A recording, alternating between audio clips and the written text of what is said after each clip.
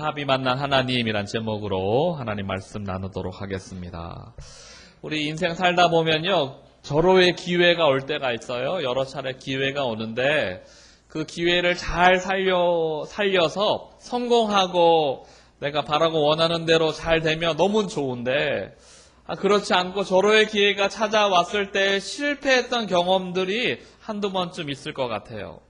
그러면 그 실패에 대한 두려움과 중압감 때문에 굉장히 이제 마음이 어렵게 되는 것을 보게 되죠.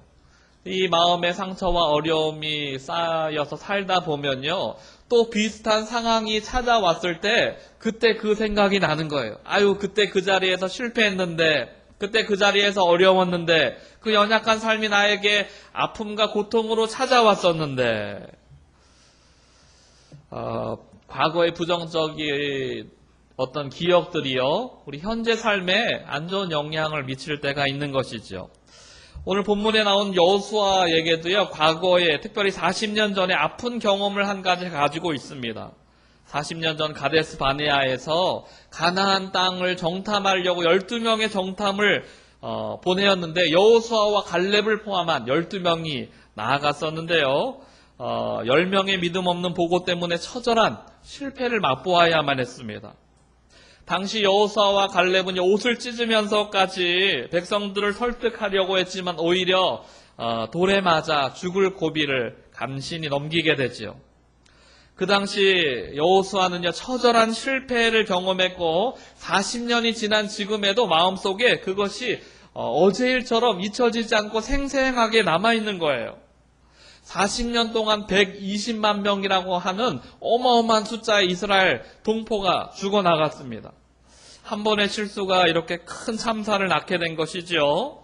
아마도 마음속에 다짐하고 또 다짐하고 다짐했을 거예요. 다시는 그런 실패를 반복해서는 안 된다라는 부담으로 마음의 각오를 새롭게 했을 것입니다. 그런 심정으로 하나님 앞에 섰던 것을 주님께서 잘 알고 계셨어요. 그래서 여호수아에게 다짐을 시킵니다. 강하고 담대하라. 강하고 담대하라. 강하고 담대하라. 3번에 걸쳐서 연거푸 주님께서 다짐할 수 있도록 말씀을 허락해 주시는 것이죠. 오늘 우리는 이 말씀을 통하여서요, 여호수아를 이끄시는 하나님이 어떤 분이신가, 또 그 주변 상황 가운데 헤쳐나가시는 하나님의 영광스러운 길이 어떤 것인가 좀 살펴보려고 합니다. 우리 먼저 1절 말씀 같이 한번 읽어보겠습니다. 2장 1절입니다. 시작. 눈의 아들 여호수아가 시딤에서 2 사람을 정탐꾼으로 보내며 이르되 가서 그 땅과 여리고를 엿보라 하매 그들이 가서 라합이라 하는 기생의 집에 들어가 거기서 유숙하더니. 먼저 시딤이라는 장소가 등장을 합니다. 시딤이 영적으로 아주 중요한 의미가 있어요. 뭔가 하면 시딤은 또 다른 기회를 말해요. 또 다른 기회. 40년 전에 가데스 바네아에서 철저한 실패를 맛보았던 여호수아와 이스라엘 백성들에게요, 지난날의 과오를 씻어버리고 새로운 출발을 할 수 있도록 돕는 기회의 땅이 바로 시딤이었다라는 것이죠. 우리 성도님들에게 한번 질문해보고 싶어요. 약속의 땅에 한 번에 들어간 것이 은혜입니까? 아니면 한 번에 들어가지 못한 것이 은혜입니까? 좀 더 와닿기 쉬운 질문을 해보면요, 우리 사랑하는 자녀가 한 번에 대학에 들어가는 것이 은혜입니까? 그렇지 않은 것이 은혜입니까? 오늘 주님이요, 이것을 생각해 보도록 질문하고 있어요. 아이러니하게도요, 실패가 은혜일 때가 있어요. 실패가 은혜일 때. 우리는요, 내가 바라고 원하는 것, 내 자녀가 원하는 때에 한 번에 대학에 들어가고 내가 원하는 것이 내가 바라는 때에 한 번에 이루어지는 것, 이게 은혜라 생각할 때 있어요. 그런데 반대를 이야기해. 실패가 은혜일 때가 있다. 실패가요, 실패로 끝나면 좌절이에요. 절망이에요. 저주입니다. 그런데 실패가 실패로 끝나지 않고 이것이 만약 성장의 발판이 되었다면, 은혜의 기회가 되었다면 이것은 축복이고 하나님의 생명의 은총이라는 것이죠. 믿음의 조상 아브라함이요, 처음부터 믿음이 있었던 사람이 아니었다는 것이 우리에게 얼마나 큰 위로가 되는지 몰라요. 얼마나 큰 감사가 되는지 몰라요. 처음부터 믿음의 사람이 아니라 연약하고 믿음 없고 갈팡질팡 우왕좌왕하던 연약한 사람이었지만 하나님은 그가 실패할 때마다 넘어질 때마다 보이지 않는 손으로 그 인생을 붙잡아 주시고 믿음의 조상으로 세워지기까지 그 인생을 인도해 주셨다라는 것이죠. 시딤이라고 하는 새로 시작할 수 있는 자리를 하나님께서 허락해 주셨어요. 과거의 실패가 실패로 끝나지 않고 성숙의 기회로 삼을 수 있다면 그 인생은 축복의 인생일 것입니다.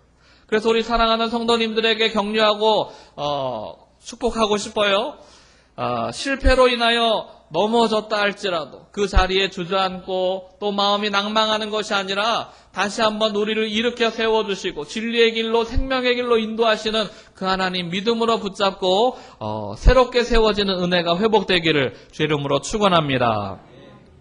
실패하고 넘어져도 다시 일으켜 세우시고 다시 기회를 주시는 분이 바로 하나님이세요.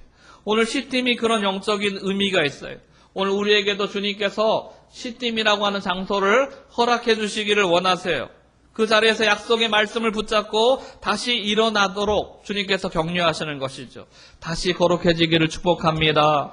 다시 강건해지기를 축복합니다. 다시 성령 충만해지기를 축원합니다. 다시 시작할 수 있어요. 오늘 우리에게 시딤의 땅을 허락해 주시고 우리가 하나님을 위하여 진리를 위하여 생명을 향하여 다시 한번 도전할 수 있도록 은혜를 허락해 주시는 것이죠. 또 한 가지 이 시딤이라는 지역에서 두 사람의 정탐을 보내게 됩니다. 여호수아가 그 여리고성을 정탐하고요. 가나안 땅을 돌아보기 위해서 선택했던 사람의 숫자가 중요해요. 2명을 선택했어요. 40년 전에 실패할 때는 몇 명을 선택했는가 하면 12명을 선택했어요. 공동체의 운명을 맡길 때 중대한 임무를요, 2명, 12명을 보내지 않고 2명에게 맡겼다라는 것이 의미심장한 일입니다. 왜 2명인가? 왜 2명인가? 과거의 기억을 뒤집어 볼 때요, 10명은 앞평 보고를 했어요. 그 2명만, 여호수아와 갈렙만 믿음에 반응을 했습니다. 그 결과에 10명의 악평 보고를 듣고 대세를 따랐던 이스라엘 백성들이요 40년 동안 광야 생활과 이스라엘의 1세대가 120만 명이라고 하는 어마어마한 사람들이 광야에서 다 죽어나갔어요. 여호수아는 광야 생활 40년 하면서 이것을 염두에 두고 있었어요. 마음에 새기고 있었어요. 하나님의 일을 하는데 다수가 필요한 것은 아니구나, 이것을 마음속 깊이 새기는 거예요. 우리는 흔히 숫자가 진리라고 진리를 말한다고 생각할 때가 있어요. 다수의 생각이 진리인 것처럼 그렇게 생각할 수 있습니다. 그런데 항상 숫자가요, 진리를 말하지는 않아요.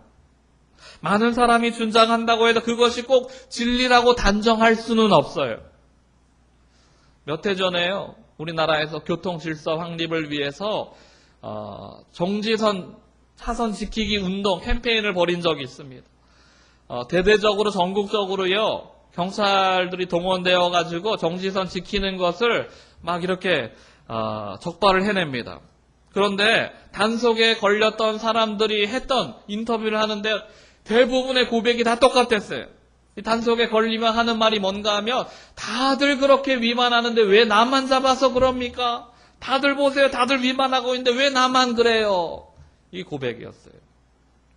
2013년에 입학사정관 전형으로요, 서울에 있는 명문대에 자녀들을 부정 합격시켰던 사례가 적발이 되었습니다. 더 심각한 것은요, 부정을 주도했던 학생의 어머니가 했던 발언이에요. 매체상에 나와가지고 대학 강사에 공부도 많이 했습니다. 알 거 다 아는 분이었어요. 근데 그분이 뭐라고 고백하는가? 왜 나만 갖고 그러세요? 다들 그렇게 하고 있어요. 나만 재수없게 걸렸을 뿐입니다. 성도 여러분, 다수가 동의한다고 해서 그 일이 꼭 진리라고 할 수 없는 이유가 여기에 있어요. 오늘 여호수아는요, 부조리한 다수에 대한 항거를 하고 있는 것일지 모르겠습니다. 여호수아는요, 다수의 의견보다 하나님의 말씀을 붙잡는 소수이고자 몸부림쳤던 사람이에요. 저는 여러분들이요, 이 여호수아의 마음을 통해서요, 우리가 다시 한번 사수를 쫓아가는 것이 아니라 하나님의 말씀을 쫓아가는 영적인 소수자로 설 수 있기를 주 이름으로 축원합니다. 주님도 십자가의 길은 좁고 험한 길이다라고 말씀하셨어요. 많은 사람이 간다고 해서 넓고 편한 길이라고 해서 남들도 다 그렇게 한다고 해서 하나님의 뜻과 반해서 살아가는 크리스천이 얼마나 많은지 몰라요.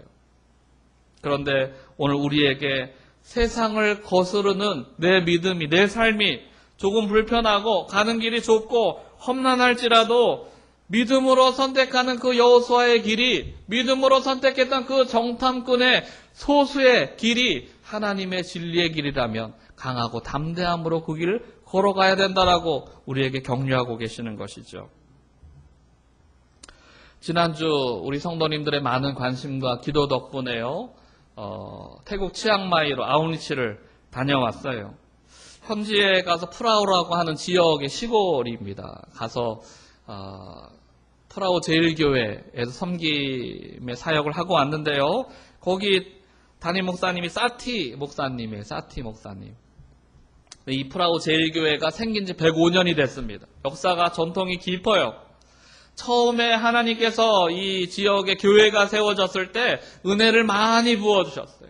사람들이 이 불교 국가임에도 불구하고 많은 믿음의 사람들이 이 교회 가운데 출석하게 됩니다. 사람들이 많이 출석하게 되고 부흥하게 되니까요, 공간이 모자랐어요. 교회가 그러면 우리가 지교회를 세우기로 결정을 한 거예요. 먼 거리에서 오는 성도들의 편의를 위해서 그 지역 가까운 곳에 이렇게 지교회를, 분교를 세웠습니다. 100년의 시간이 흐르면서요, 사람들이 거리가 너무 머니까, 이 프라오 제일교회까지 오기가 너무 머니까 이 분교에 출석하기 시작한 거예요. 그러다가 세월이 100년이 흘러서 차츰 사람들이 분교가 세워지고 분교에 출석하다 보니까 정작 본교였던 프라오 제일교회는요, 사람이 없어서 텅텅 비게 되었어요. 그쯤에 이 사티 목사님이 여기에 파송된 거예요.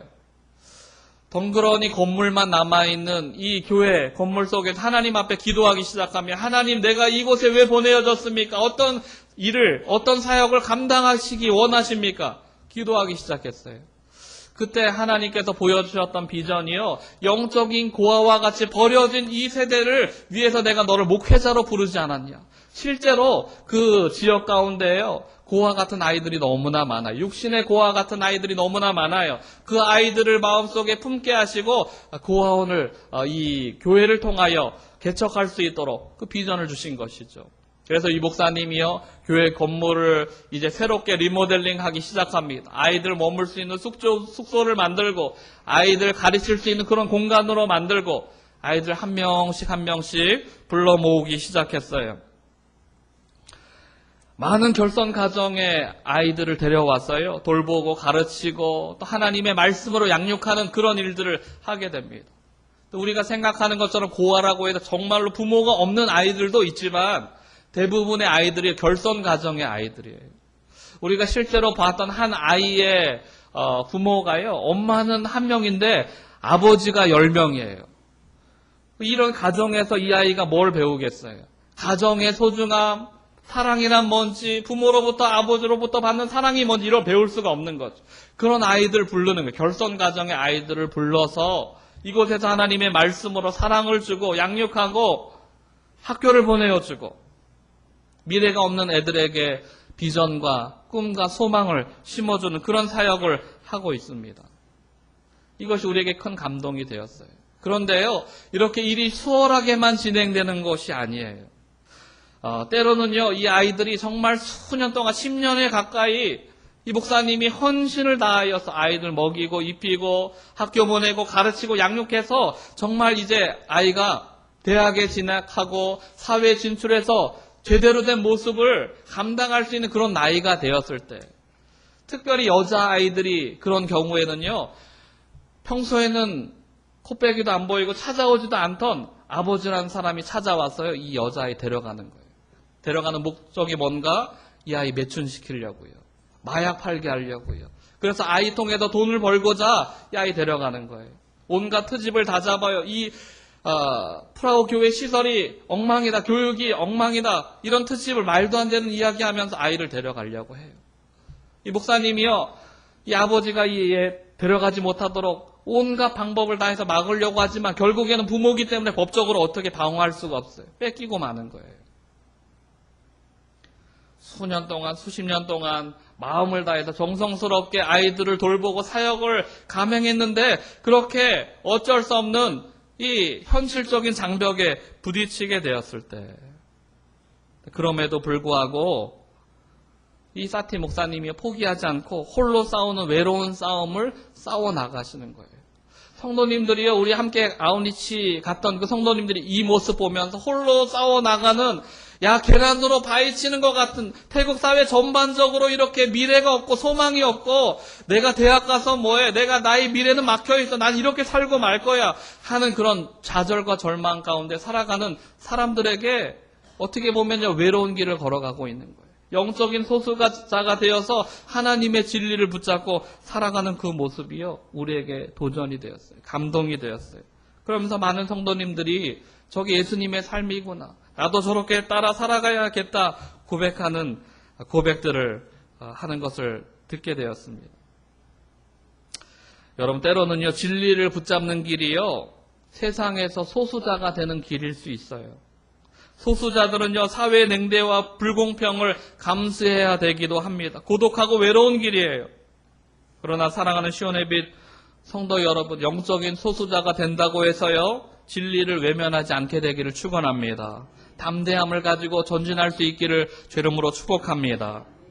소수자라고 할지라도 확고한 신념과 믿음을 가지고 있다면 세상을 바꿀 수 있는 거예요. 세상의 역사는 믿음의 소수의 사람들을 통해서 바뀌어 왔어요. 에스더라고 하는 한 여인의 믿음을 통하여 한 민족을 주님은 살리셨어요. 12 제자라고 하는 소수의 사람들을 통하여 이 땅 가운데 복음이 증거되기 시작했어요. 계란으로 바위 치는 것 같고 밑빠진 독에 물 붓는 것 같은 처절한 상황 속에서도 포기하지 않고 진리를 붙잡고 살아가는 그 영적인 소수자들을 통하여 하나님의 보이지 않는 손은 역사를 주관하시고 인도해 오셨어요. 시팀이 바로 그런 자리예요. 어쩌면 우리가 하나님 말씀 쫓아가다가 세상의 거친 저항에 지치고 마음이 녹아져서 그 자리에 머물렀을지 몰라요. 과거의 실패로 인하여 두려움 가운데 절망하고 좌절했을지 몰라요. 그런데 오늘 하나님께서요, 새로운 기회를 허락했어요. 우리가 다시 한번 거룩해지고 다시 한번 진리를 붙잡고 믿음으로 살아갈 수 있는 그 기회를 오늘 우리 가운데 허락해 주시는 것이죠. 사랑하는 시온의 빛 교회 성도 여러분, 주님께서 강하고 담대하라 말씀하십니다. 자로나로나 치우치지 말고 오직 하나님만 바라보라고 말씀하세요.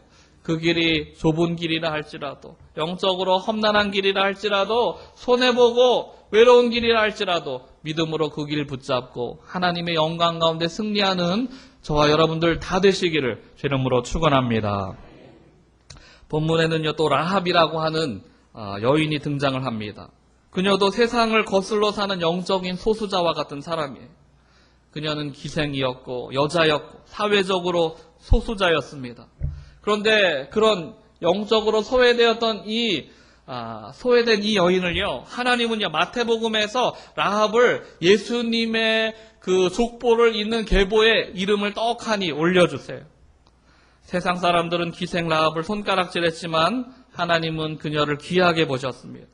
하나님은 라합의 어떤 모습을 보고 주님께서 그렇게 귀하게 여기셨는가?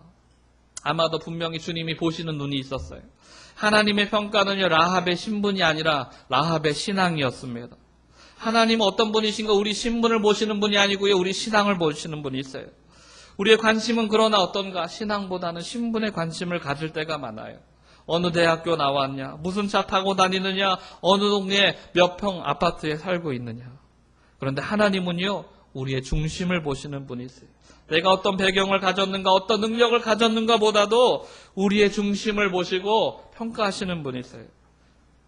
오늘 우리가 라합과 같이 영적인 소수자가 된다 할지라도 진리를 붙잡고 하나님 앞에 담대함으로 나아가는 그런 것들을 주님께서 우리에게 격려하고 계시는 것이죠. 라합의 중심에 무엇이 있었는가? 하나님에 대한 사랑과 믿음이 있었어요. 그것을 어떻게 알 수 있는가 하면요, 라합이 믿게 된 신앙의 배경을 보면 알 수 있어요. 이방인이었던 라합이요, 하나님을 믿게 된 계기는요, 단지 들음에서 왔어요. 소문을 듣고, 하나님에 대한 소문을 듣고 바울과 같이 다메섹 가던 길에 하나님 나타나셔가지고 내가 너의 하나님이다 말씀하셔서 체험을 하고 깨닫고 하나님 믿게 된 게 아니라 단지 하나님에 대한 소문만 들었어요. 이스라엘과 함께 하시는 하나님에 대해서 듣기만 했어요. 그 들음을 가지고 믿게 됩니다. 너무 단순하고 순진하게 소문으로 하나님 믿고 따르기로 결심했던 거예요. 어쩌면 그런 라합이 무지하고 미련해 보일지 모르지만 하나님께서 그 마음을 너무 귀하게 여기셨어요. 요한복음 20장에는 예수님이 부활한 후 도마에게 나타나십니다. 그런데 의심 많았던 도마가요, 뭐라고 고백하는가 하면요, 제자들이 예수님이 살아나셨다, 부활하셨다, 이 고백하니까요, 도마가 이렇게 얘기해. 내 눈으로 직접 보고 예수님 손에 난 손자국, 그 구멍에 내가 손을 넣어보고 허리에 창자국이 났는데 그 구멍에 내가 손가락 집어서 만져보면 그럼 예수님 살아난 줄 내가 믿겠노라. 그때 예수님께서 정말 도마 앞에 나타나세요. 내 손을 만져봐라. 내 허리에 난 창자국 만져봐라. 그때 도마가 정말 하나님 앞에, 예수님 앞에요, 그 마음이 다 녹아서 나의 주 나의 하나님, 정말 주님이 내 인생의 주인이시고 참 하나님이십니다 고백해요. 예수님께서 뭐라고 말씀하시는가?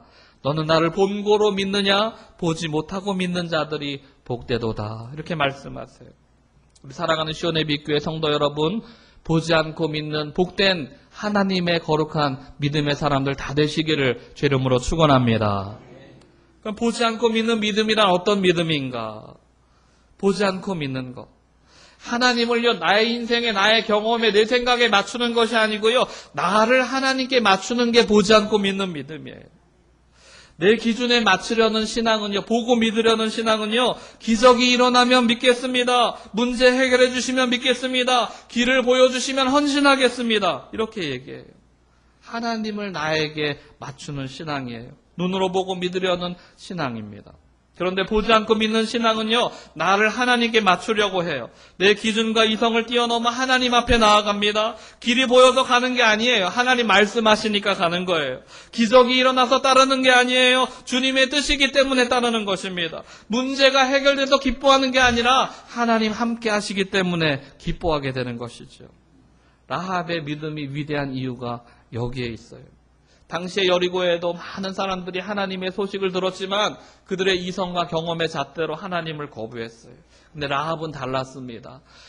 자신의 생각과 경험을 하나님에게 맞추기 시작했어요. 그리고 그 하나님을 믿고 따르기로 결심했어요. 내 인생을 헌신하고 드리기로 고백했어요. 자신과 그 온 집안 사람들을 구원해 주실 하나님을 기대하고 소망하기 시작합니다. 이스라엘 백성들에게 시팀에서 또 다른 기회를 주셨던 것처럼 지금까지 내 인생이 절망과 폐허 가운데 속해 있었지만 라합의 인생 가운데에서도 또 다른 기회를 주신 그 하나님을 믿고 소망했던 거예요. 그래서 하나님께 헌신하기로 결정했습니다. 오늘 우리에게 이 눈이 열려야 되는 거예요. 헌신의 절정은요, 사랑과 같습니다. 꽃을 사랑하면요, 꽃에 헌신해요. 나무 사랑하면요, 나무에 헌신해요. 우리가 좋아하는 일이 무엇이든지 그 일에 헌신할 수 있어요.